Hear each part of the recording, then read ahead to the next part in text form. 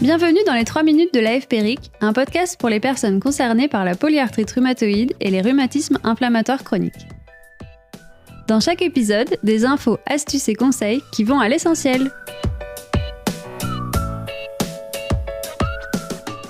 Aujourd'hui, dans notre série sur la polyarthrite rhumatoïde, nous recevons le docteur Frédéric Ganschbach, rhumatologue à la Pitié-Salpêtrière à Paris. Elle nous explique comment les malades peuvent agir au quotidien pour mieux vivre avec ce rhumatisme inflammatoire chronique, en adoptant de bonnes habitudes et en restant actif dans sa prise en charge.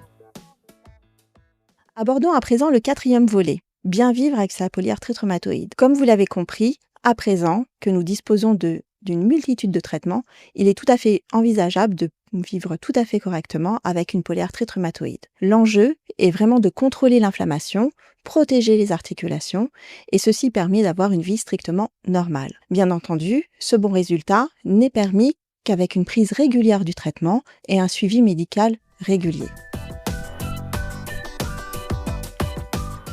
Il est tout à fait possible de pratiquer du sport, même si on est atteint de polyarthrite rhumatoïde, et ceci est même recommandé.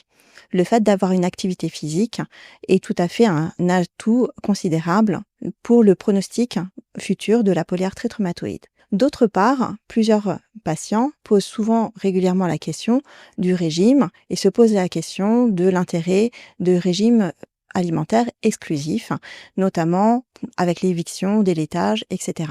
À l'heure actuelle, avec les données médicales dont nous disposons, il n'existe pas d'intérêt à effectuer de régime d'exclusion. Ceci peut être même contre-productif car cela peut engendrer des carences notamment au niveau osseux.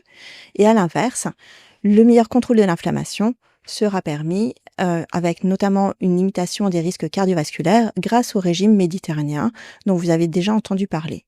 Certes, les compléments alimentaires tels que le curcuma sont compris comme ayant un rôle anti-inflammatoire, mais ceci dit, il faudrait en absorber des quantités relativement importantes pour avoir une vraie efficacité anti-inflammatoire. C'est la raison pour laquelle il est important de miser essentiellement sur les traitements de fond que votre médecin va vous prescrire plutôt que sur ces régimes alimentaires, ces compléments alimentaires. Ensuite, ce qui est certain, c'est qu'il est important de pouvoir s'informer et s'informer sur des sources fiables. C'est la raison pour laquelle on vous incite à contacter les associations telles que l'association de la polyarthrite rhumatoïde ou des sites tels que la Société française de rhumatologie où vous retrouverez des informations pertinentes, documentées et prouvées.